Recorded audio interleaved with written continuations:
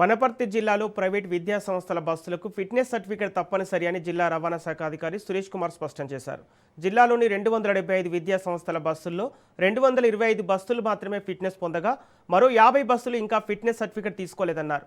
వెంటనే ఫిట్నెస్ పరీక్షలు పూర్తి చేయాలని, లేకపోతే రోడ్డుపైకి వచ్చిన వాహనాలను సీజ్ చేసి యాజమాన్యాలపై చట్టపరమైన చర్యలు తీసుకుంటామని హెచ్చరిస్తున్నారు. 15 ఏళ్లు దాటిన బస్సులు నడపకూడదని, డ్రైవర్లు హెవీ వెహికల్స్ లైసెన్స్తో పాటు 60 ఏళ్ల లోపు వయసు కలిగి ఉండాలన్నారు. అలాగే బస్సుల్లో ఫస్ట్ ఎయిడ్ కిట్, అగ్నిమాపక పరికరాలు, అత్యవసర ద్వారాలు, విద్యార్థుల భద్రత కోసం సహాయకుడు తప్పనిసరిగా ఉండాలని సూచించారు. ప్రతి నెల పేరెంట్స్ కమిటీతో బస్సుల తనిఖీ నిర్వహించాలని యాజమాన్యాలకు సూచించారు.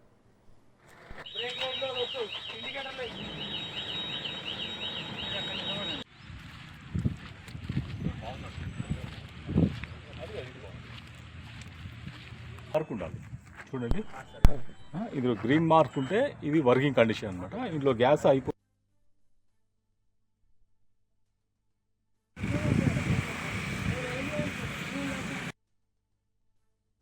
అయితే ఈ స్కూల్ బస్సులు ఫిట్నెస్ లేకుండా మేనేజ్మెంట్ వాళ్ళు వీళ్ళు వెహికల్స్ నడపకూడదు బయట.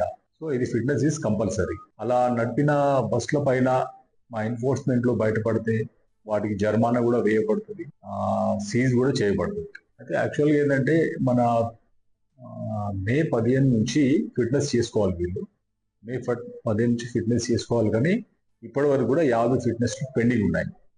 సో ఈ ఫిట్నెస్ విషయంలో ఏమేమి గమనించాలంటే బస్సు యొక్క రంగు అది పసుపు కలర్లో ఉండాలి, దానిపైన స్కూల్ పేరు ఉండాలి, చిరునామా ఉండాలి, మరియు స్కూల్ ఫోన్ నెంబర్ ఉండాలి.